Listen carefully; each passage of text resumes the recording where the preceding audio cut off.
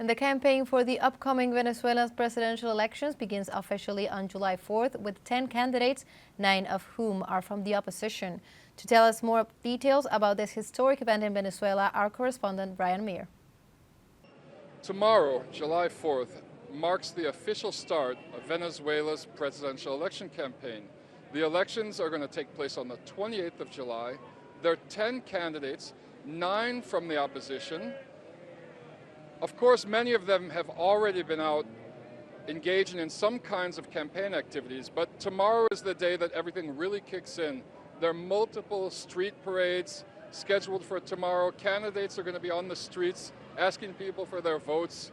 Now, this is the 31st election that's been held since Hugo Chavez first took power in 1999, and this year expectations are that things should be a little bit calmer. I've been talking to some of the people here on the streets in the Petare neighborhood on the periphery of Caracas, and they're saying that unlike 4 years ago, when there was a lot of tension, the economic conditions seemed to have calmed the population a little bit more this time around.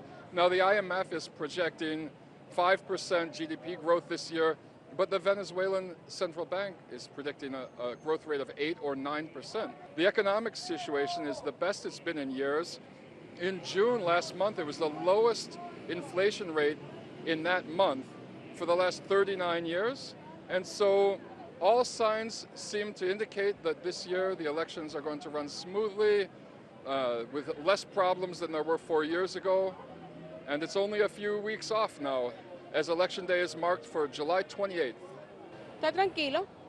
I think we are used to it. The voting, we complied, we did our duty, and it no longer happens like years ago. Many years ago, when people were nervous about shopping, about whether something was going to happen, no, that is something that we have already overcome. We're waiting to see what happens, but I don't think anything's going to happen here in the country. We are in Venezuela, and Venezuela is the best country in the world. And we hope that our brothers who are out of the country come and remember what they asked for, bad things for the country.